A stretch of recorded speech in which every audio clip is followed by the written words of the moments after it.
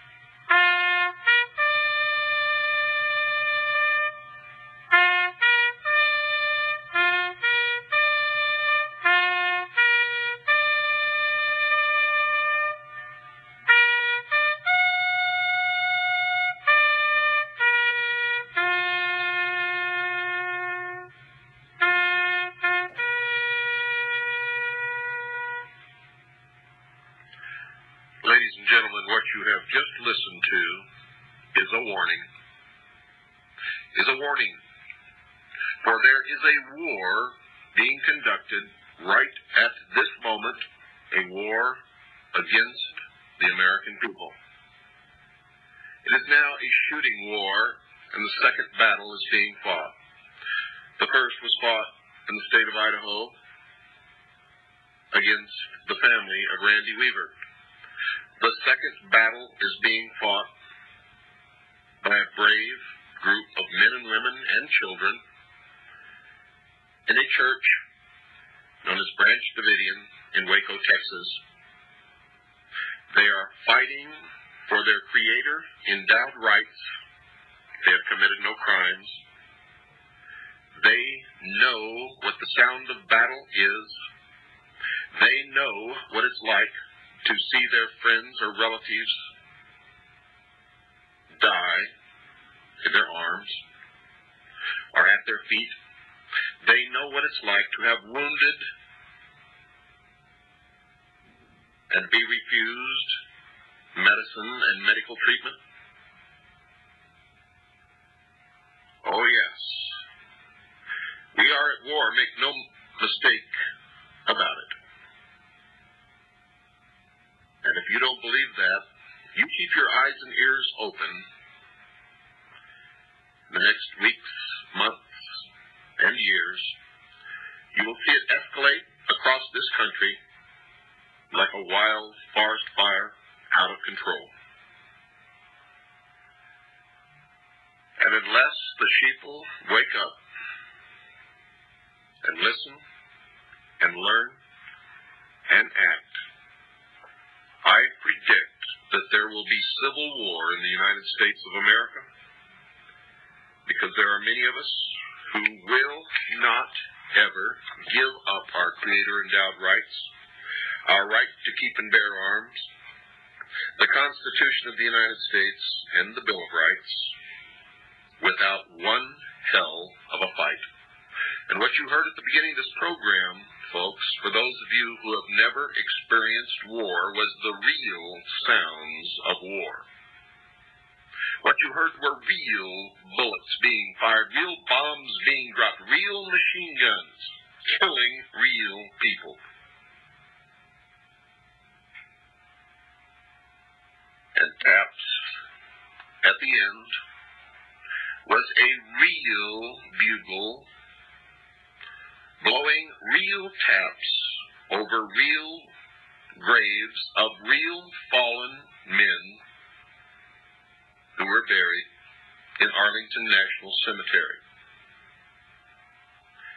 You see, many people have already died protecting what many of you are giving up. I, for one, will not. When they come for me, there will be another battle. I will not give up. And I don't care who wins or loses, because at the end of my battle, it will be just the beginning of yours. Do you understand what I'm telling you? You see, my whole purpose is to wake enough people so that no battles ever have to be fought. But we're already behind because 2 have already been fought, and more, I guarantee you, are on the way. Guaranteed, folks. Guaranteed. Because the more we allow them to get away with, the more they will attempt. I don't want a civil war in this country. I want to stop it before it even has a chance to start, and the only way to do that is wake up America. You see, if 200 million people stand up with their right under the second article and amendment to the Constitution, holding a weapon in their hand, and say, enough, we will not put up with this anymore, stop it now, get out of our government, get out of our cities, get out of our military, and stay out. That will be the end of it, and no shot will ever have to be fired. I guarantee that. But what do you think the odds are of that happening?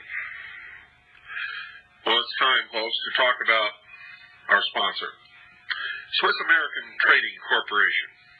Now, if you've followed my broadcast for any length of time, you know that I've been bringing you this show, The Hour of the Time, mostly without sponsorship. In part, I've been very leery of allowing just any corporation or any business to buy time on my show, and my requirements are very strict. I'm proud, folks, very proud to announce a new alliance. Swiss America Trading Corporation and myself are committed to preparing my listening audience for the upcoming economic trauma. Many of you have asked me, what can I do to save my assets? What can I do to protect myself against the economic collapse that's coming? Well, folks, for over 11 years, Swiss America has been supplying over 10,000 clients with hard assets and constant information on how best to protect those assets. And for a limited time, interested listeners can receive a complimentary newsletter if you mention my name, William Cooper, The Hour of the Time, and ask for the information on protecting your future. It's called Protecting Your Future. So call, folks. Call this number. Write it down right now. You should always have a pen and paper with you when you listen to this broadcast. You know that. Write this down. 1-800-289-2646. That's 1-800-289-2646. Let me say it one more time for you. 1-800-289-2646. Invest the time it takes, folks, to read one of the most important publications of our times. Call 1-800-289-2646. Swiss American Trading Corporation. They have all of the investments that we have recommended on previous broadcasts, and they have many more. Some we don't recommend, but it's up to you to choose. They're a reputable company. We've thoroughly checked them out. We have talked to their clients, their customers. We've checked their background. We've checked with law enforcement agencies. And I'm telling you right now, these people will treat you right. If they don't, you call me and let me know immediately. Now, this is the 16th hour of our series on Mystery Babylon. Many of you have already made the necessary connections. You know what's happening, and you know who's bringing it about, and you know why. Some of you still do not. So we will continue. Manly P. Hall wrote this, quote, "The Serpent Kings," and notice that Mr. Hall capitalized the two words as one would do for a deity or for royalty when he wrote this, "reigned over the earth. The Serpent Kings reigned over the earth." It was these Serpent Kings who founded the mystery schools, which later appeared as the Egyptian and Brahmin mysteries. The serpent was their symbol. They were the true sons of light. and from them have descended a long line of adepts and initiates duly tried and proven according to the law, unquote. And the proper term is not Freemason, it's Freemason. It comes from the French, from the Knights Templar, and it literally means the sons of light. Another writer, Wilfred Gregson, informed his readers why Mr. Hall capitalized the two words serpent kings when he wrote, quote, one symbol of great prominence throughout all ancient civilizations is the snake, or serpent, where it has symbolized divine wisdom, unquote. So Mr. Hall had reason to capitalize the words because he had discovered that the serpent represented divinity. Notice also, folks, that Mr. Gregson, even though he chose not to capitalize the word serpent, confirmed that Mr. Hall's use of the capital letter was correct when he stated that there was a connection between divine wisdom and the serpent. Mr. Hall, a 33rd degree Mason, made the same connection in these comments. Quote, the serpent is true to the principles of wisdom, for it tempts man to the knowledge of himself, unquote. A serpent is often used by the ancients to symbolize wisdom. The symbol of the serpent has another concealed truth, according to Kenneth Mackenzie, for he identified that truth in this quote when he described a brazen serpent. Quote, it was a type of mediator and a promise of redemption, unquote. The word brazen, folks, is defined as bold or impudent, and impudent is defined as shamelessly bold or disrespectful. Now you will remember that Lucifer was an anointed cherub in heaven who fell because he sought godly power. The story is covered in Isaiah chapter 14, verses 12 through 14 of the Old Testament. Look it up. It says this, quote, how art thou fallen from heaven, O Lucifer, son of the morning? How art thou cut down to the ground? For thou hast said in thine heart, I will ascend into heaven, I will exalt my throne above the stars of God, I will be like the Most High, unquote. Therefore, it can be safely said that Lucifer would be considered to be shamelessly bold and, of course, disrespectful. It appears that the brazen serpent could be Lucifer. Another author, John Anthony West, wrote a book entitled Serpent in the Sky, in which he also connected the serpent with wisdom, and he wrote this, quote, the serpent represents intellect, the faculty by which man discriminates. There is a higher and a lower intellect. Thus, symbolically, there is a serpent that crawls, and the higher intellect, that which allows man to know God, the heavenly serpent, the serpent in the sky, unquote. The somewhat veiled worship of this serpent in the sky inside the Masonic lodges was alluded to by another Masonic writer, Kenneth Mackenzie. For in his book entitled The Royal Masonic Cyclopedia, he wrote this, quote, among the charges preferred against the Order of Knights Templar, for which Jacques de Molay suffered martyrdom, was that of worshiping an idol or image called Baphomet. It has been suggested that Baphomet is none other than the Ancient of Days, or Creator. More cannot be said here without improperly revealing what we, meaning the Masons, are bound to heal, conceal, and never reveal, unquote. So according to this Mason, the snake or serpent is somehow a symbol of the subject of the Masonic worship, and apparently this fact is the secret that the Masons cannot reveal to the rest of the world. A Christian minister, Reverend Alexander Hislop, wrote a book that included some discussion on the subject of serpent worship. And in that book, entitled Two Babylons, he explained that serpent worship was not something that is recent in time. It was an ancient practice. Quote, along with the sun, this symbol will be discussed later as the great fire god, and in due time identified with him, was the serpent worshipped. In the mythology of the primitive world, the serpent is universally the symbol of the sun. As the sun was the great enlightener of the physical world, so the serpent was held to have been the great enlightener of the spiritual by giving mankind the knowledge of good and evil, unquote. And according to the Bible, you know who gave man the knowledge of good and evil? Satan, Lucifer. He then discussed a coin minted in Tyre, the center of the ancient Phoenician culture. This coin was also the subject of an article in the September 1986 issue of the Good News magazine. It depicted a serpent entwined around a tree stump. To the left of the stump stood an empty cornucopia, and to the right a flourishing palm tree. The snake on the coin is the symbol of the powerful god whom the Romans called Esculapius.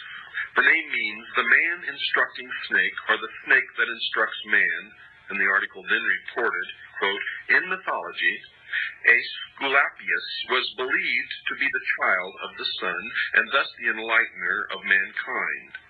As the legend goes, Esculapius was ultimately struck down by a thunderbolt thrown by an angry Zeus, king of the gods, and cast into the underworld, unquote.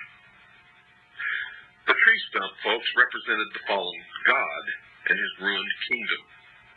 In the mythologies of many ancient civilizations, the image of a fallen tree was used to symbolize the cutting off of a great god or hero, someone cut off in the midst of their power. You see, the snake on the coin was shown twisting itself around the dead stump, exerting its power in an attempt to restore his fallen kingdom. The cornucopia is an ancient symbol of plenty, but it was empty on the coin. This has been interpreted as meaning that the abundance had been cut off because the great God has been cut off. However, folks, the implication is that the horn of plenty will return when the fallen God is restored to his rightful position. The palm tree shown on the coin is a well-known symbol of victory, so it appears that the coin was minted to depict the anticipated return of the fallen snake god to the world. And the Bible talks about a fallen serpent in the book of Revelation, chapter 12, verse 9. However, in this case, folks, the snake is connected to another symbol of the serpent, a great dragon. Quote, and the great dragon was cast out, that old serpent called the devil and Satan, unquote. Is the serpent worshipped in the ancient mysteries and a symbol in the Masonic ceremonies, a symbol of Satan, the devil? As has already been discussed, there is indeed evidence, folks, that this is the case. And once you have confronted the evidence and studied as much as I have studied, you will know that they are one and the same. Another symbol that needs to be analyzed is the star. On the page opposite page 124 in Mackey's Encyclopedia is a drawing illustrating the symbols of Freemasonry. Included in the 20 or so Masonic symbols is a drawing of a shooting star. Now, it can be fairly claimed that a blazing or shooting star would be one that was on the move inside the universe. One of the directions it could move would be, of course, towards the Earth.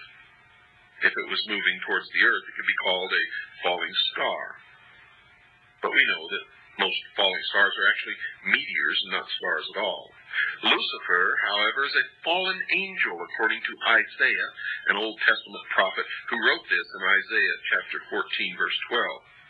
Quote, how art thou fallen from heaven, O Lucifer? Unquote.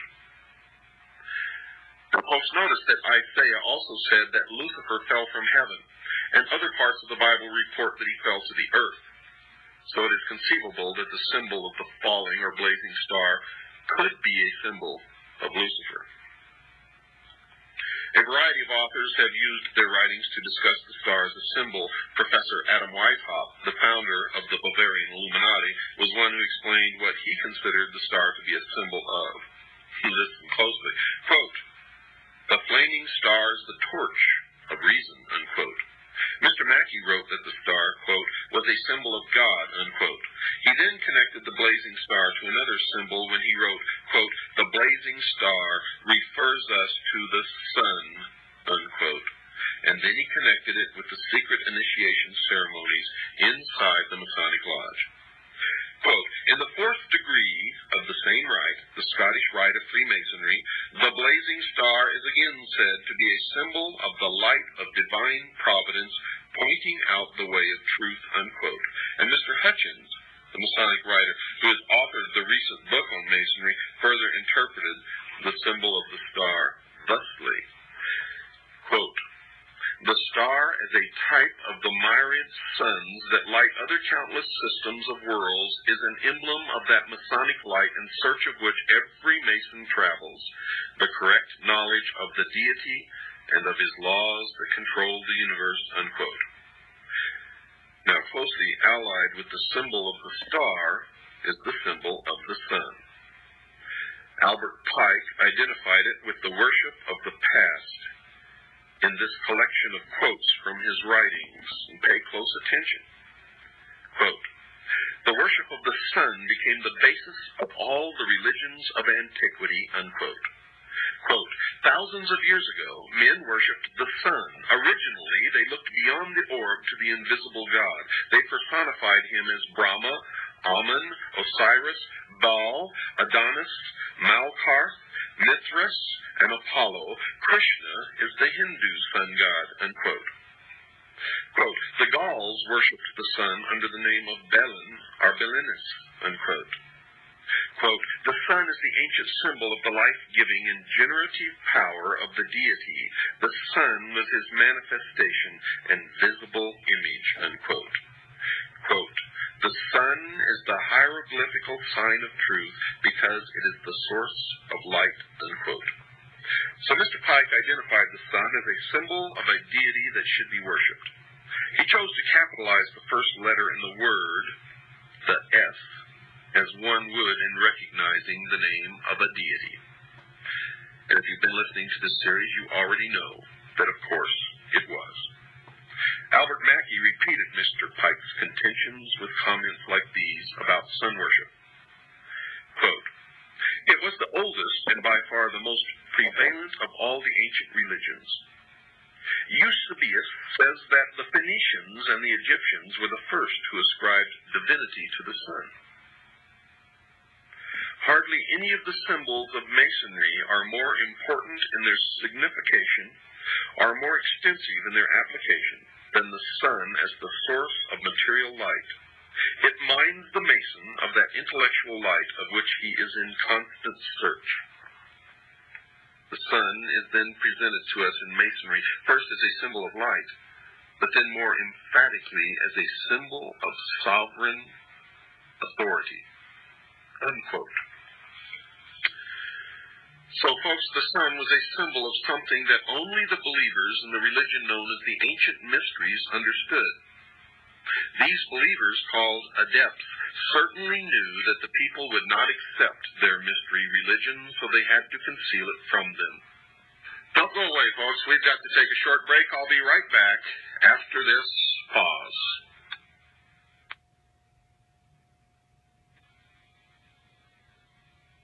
So the task became one of creating a religion around a belief that they knew the people would accept because it would make some sense, at least as far as the adepts would explain it. But their basic purpose was to create a popular religion as a cover for their secret worship. The secret religion would be built around a belief in the sun. The sun would be a perfect thing to build a religion around because of its basic nature. It is very visible and has a very important role in man's life. It rises in the morning, it appears to be born, and then sets during the evening. It appears to die, and then appears to be born again the next morning. It also appears to wander in the sky, setting further north or south each night, and then returns back to any given position twice each year. So the sun appears to have a major birth or death twice each day and twice each year. It would, of course, be very easy for the adepts to explain to the people that only something bigger than mankind, a God, had the ability to die and come back to life. So the adepts would teach the people that they had to pray to the God, or it would choose not to return. They encouraged a worship of the sun so that it would return to mankind again either once a day or once every 6 months. Albert Pike confirmed this view with this explanation of why early man worshipped the sun. Quote, to them, meaning early man, the journeyings of the sun were voluntary and not mechanical, unquote. So early man considered the sun to be something that moved voluntarily. In other words, the sun did not have to return each morning. Man must have quickly determined that since the sun did not have to return, man should start asking it to return. For man certainly depended upon the sun for his life. Man certainly must have figured out just how important the sun was to his life and well-being, and he certainly must have determined that if the sun chose not to return, all of mankind would certainly perish. So it was an easy jump from a belief that the necessary sun was an entity that chose to move across the daytime sky to a belief that it would return only if man prayed to it to return. Well, it's time once again, folks, to acquaint you with Swiss America Trading Corporation, our new sponsor. You've never heard me advertise on my show for any outside unknown firm. And in fact, we've only really had 2 sponsors on this show ever, simply because my requirements are strict. Complete background check, references, testimony from clients. I mean, we really put these people through their paces.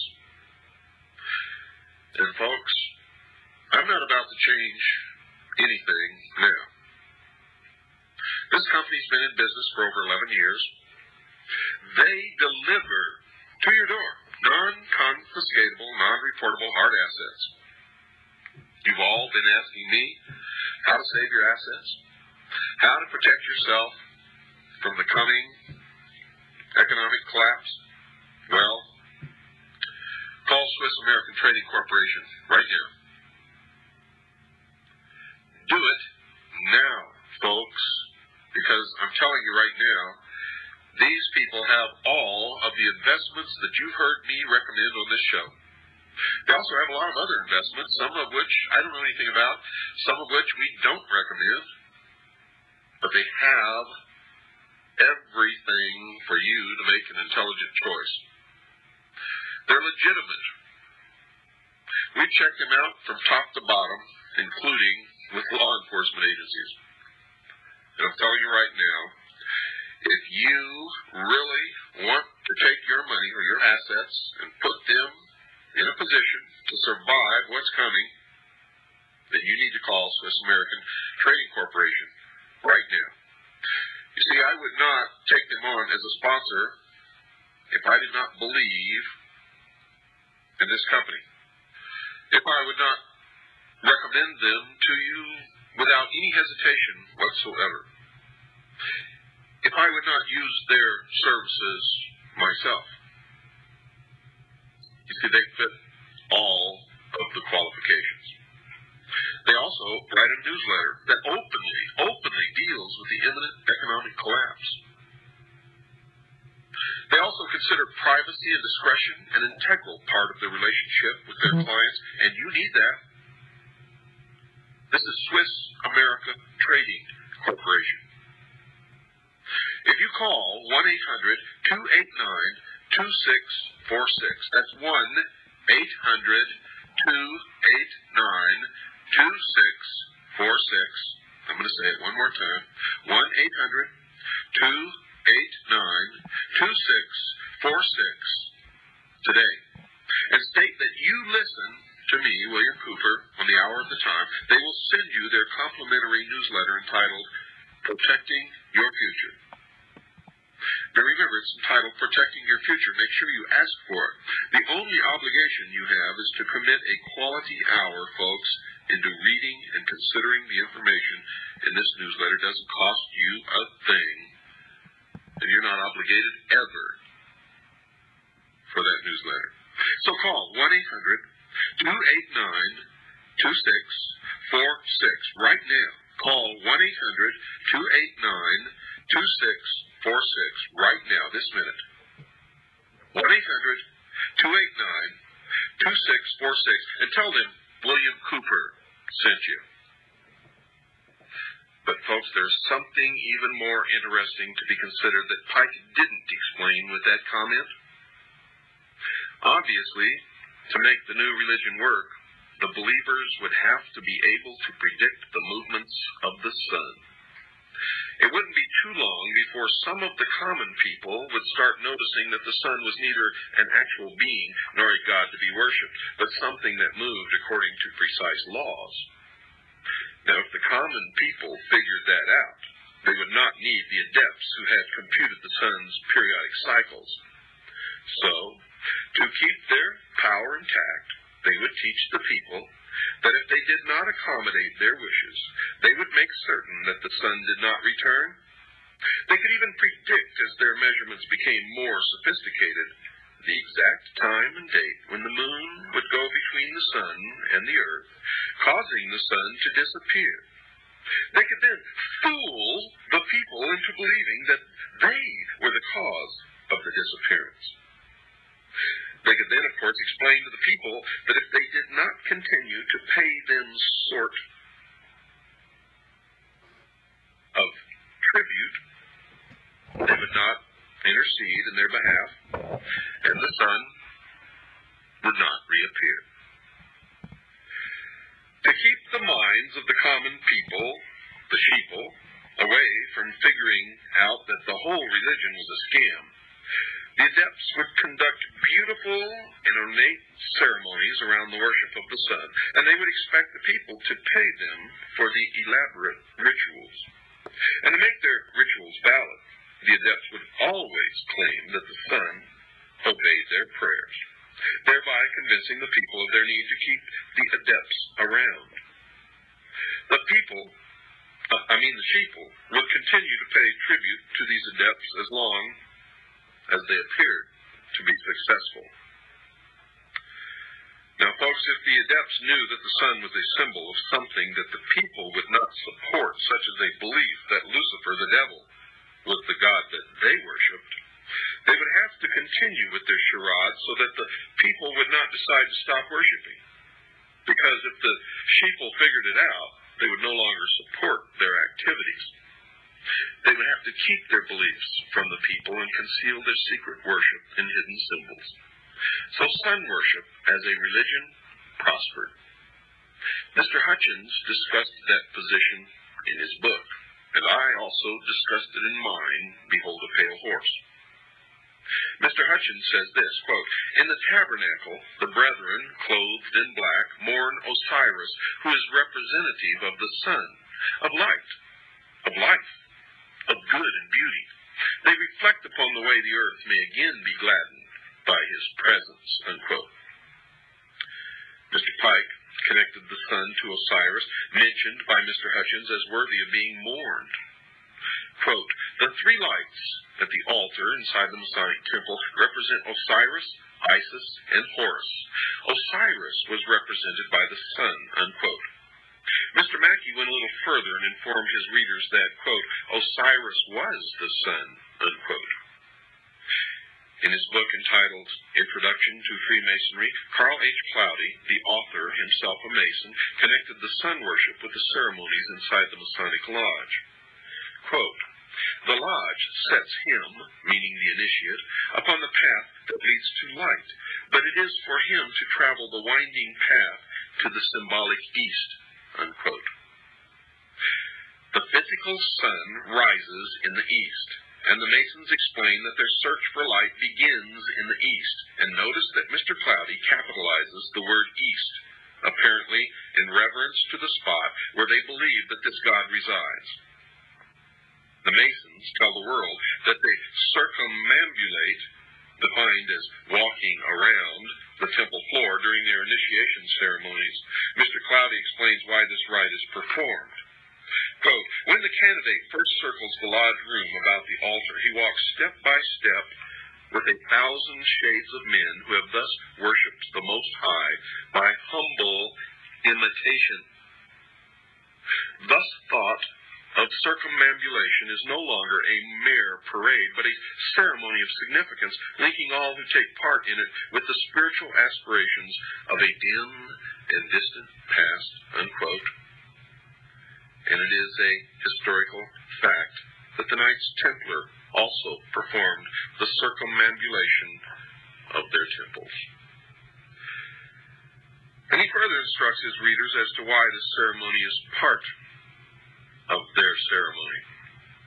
Quote, early man circled altars on which burned the fire which was his God, from east to west by way of the south. Notice that the north is not included in the ceremony. The significance of that omission will be discussed later.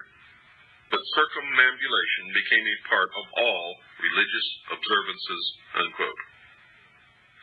In another part of his book, entitled Introduction to Freemasonry, Mr. Cloudy reported that this style of walking was traceable to the ancient religions of the past. And he wrote this, quote, circumambulation was the ceremonies of ancient Egypt, unquote. So this practice of the modern Masons is based upon the ancient pagan religious practices of the ancients. So the Masons are telling us that early man walked around in a circle because he was worshiping the sun. Then they tell us that they are doing it for the same reason. There are reasons that the north, as a location to be visited in their walk around the temple floor, is not included in their initiation rites, and 6 of the great Masonic writers have told us why this is so. Captain William Morgan offered his readers this explanation with this comment from his book, the writing of which he was murdered for. Quote, we therefore Masonically term the north a place of darkness, unquote. Mr. Mackey confirmed that statement in his book.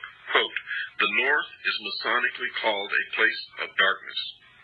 And Mr. Pike confirmed the comments made by the other 2 Masons with this declaration.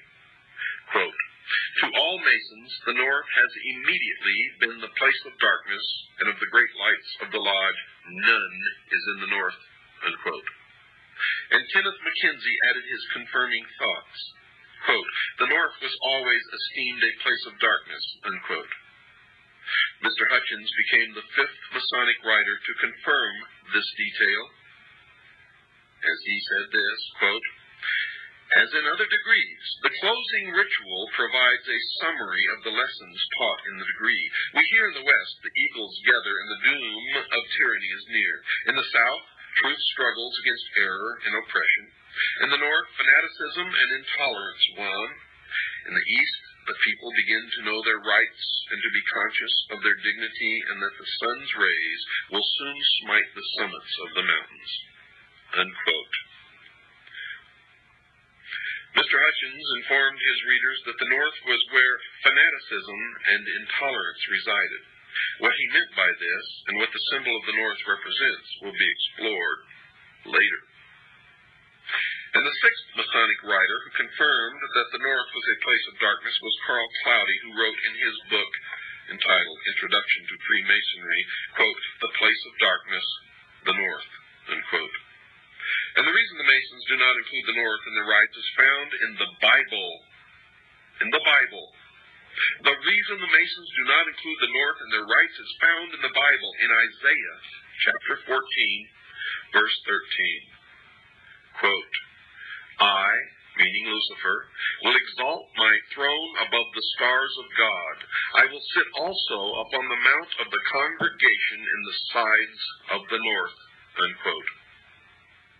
The God of the Bible sits in the north, and Lucifer hopes one day to acquire the throne of God for his throne. But until then, the north is a place of darkness. But while the north is an excluded territory, the east is the place of light and is to be revered. Mr. Hutchins tells his readers why that is so. Quote, the east, the source of light and thus knowledge, unquote. Albert Mackey quotes Etienne Francois Bazat, a French Masonic writer, in his encyclopedia. Quote, the veneration which the Masons have for the East bears a relation to the primitive religion whose first degeneration was sun worship, unquote. Rex Hutchins then tells his readers that the Masons deploy lights around the lodge room during the initiation ceremony for the 25th degree, called the Night of the Sun, and he writes, quote, the ceiling should be decorated to represent the heavens with the moon, the principal planets and the constellations Taurus and Orion. A single powerful light, a great globe of glass representing the sun, is in the south. In a physical sense, the greater light comes from the sun, and the transparencies provide lesser light. Symbolically, the sun, or great light, is the truth, and the lesser lights are man's symbolic representation of truth, unquote. Mr. Mackey further discusses this rite of circumambulation, as he calls it, in his encyclopedia. He says that the rite, quote, exists in Freemasonry. The people always walked 3 times round the altar while singing a sacred hymn. In making this procession, great care was taken to move in imitation of the courts of the sun, unquote. He then assisted the reader with understanding this practice in the Masonic temples. Quote, this rite of circumambulation undoubtedly refers to the doctrine of sun worship, unquote. However, in another of the books that he wrote, Mr. Mackey directly states that the rite is connected to sun worship. This is what he wrote in a book entitled Manual of the Lodge. Quote, the circumambulation among the pagan nations referred to the great doctrines of Sabaism or sun worship, unquote. Sabaism is defined by Mr. Mackey in his encyclopedia as, quote, Sabaism, the worship of the sun, moon, and stars, the host of heaven. It was practiced in Persia, Chaldea, India, and other Oriental countries at an early period in the world's history, unquote. He then added this rather cryptic comment, quote, and although the dogma of sun worship does not, of course, exist in Freemasonry, we find an allusion to it in the rite of circumambulation, which it preserves, unquote. Now one can understand what Mr. Mackey meant by that comment. The Masons do not worship the sun. They worship the sun, with a capital S.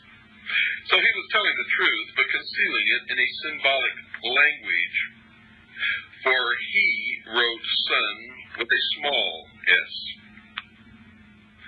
You have to understand the symbology of the mystery schools, or you will never understand anything, dear listeners.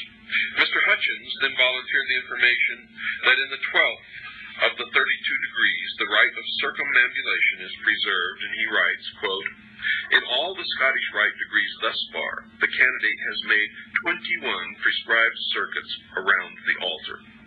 This degree adds 7 for a total of 28. And this practice, called circumambulation, is derived from the ancients and existed among the Romans, Semites, Hindus, and others. It is thought to have been a rite of purification. The sun was believed to travel around the earth. The initiates imitated the movement of the sun when they made circuits around the altar, unquote. Furthermore, dear listeners, in the 9th degree, other symbols of the sun are involved in the ceremony, and Mr. Hutchins tells his readers, quote, after the obligation is taken, the 9 candles of yellow wax are lit. Yellow is representative of the sun, hence light and knowledge. In the 10th degree, further symbols representing the sun are utilized according to this author. Quote, there are 3 sets of 5 lights. The wax is yellow, meaning knowledge, and also as the color of the sun represents the deity, unquote, a blatant admission that the sun represents the deity that they worship. Other clues that the sun and the serpent are both known symbols of the Masonic Lodge are given by the titles of 2 of the 32nd degrees inside the Masonic Lodge. The 25th degree initiate is called a Knight of the Brazen Serpent, and the 28th degree initiate is called a Knight of the Sun, with a capital S. There is another symbol of the sun inside the Masonic Lodge, the worship worshipful master, the equivalent of the president of the lodge, sits in the east side of the temple, and we are told why that is. Quote, the worshipful master represents the sun at its rising. The senior warden, another officer of the lodge, represents the sun at its setting. And the junior warden, still another officer of the lodge, represents the sun at meridian, the halfway point, the Most High. Other individuals and organizations besides the Masonic lodges are also involved, folks in varying degrees, with sun worship, or with an acknowledgement that the sun plays a central role in their understanding of the nature of the world. Elizabeth Clare Prophet has been described as being a leader in the New Age movement, and she has written this in a newsletter she publishes called The Coming Revolution. Quote, the healing of the nations begins with the healing of ourselves. We must draw forth from the great central sun that eternal light with which we were anointed from the beginning, unquote. Adolf Hitler, I'm sure you've heard of him, the head of the German government prior to and during World War II, and who was directly responsible for the murder of over 50 million people, was also a sun worshiper. Very early in his life, he joined a secret organization called the Thule Society. And 40 years after the war, some historians are finally delving into its strange beliefs. Two of these writers, Michael Bertrand and Jean Angelini, have produced a book entitled The Occult and the Third Reich. And one of their conclusions is, quote, in the Nazi cosmology, the sun played a prime role as a sacred symbol of the Aryans, in contrast to the feminine and magical symbolism of the moon revered by the Semitic peoples, unquote. The Nazi Party was the name of the National Socialist German Workers' Party, the party that Mr. Hitler joined. It became the controlling party of the German government prior to and during the war. The Führer, German for leader in this case, meaning Mr. Hitler, saw in the Jewish people with their black hair and swarthy complexion the dark side of the human species, while the blonde and blue-eyed Aryans constituted the light side of humanity. Hitler undertook to extirpate, meaning to eliminate, from the material world its impure elements, to lead it back to glory. But sun worship, as the Masons point out, is not new. The Bible talks about it as well. Folks, Ezekiel was an Old World Testament prophet writing sometime during the period of 571 to 592 BC.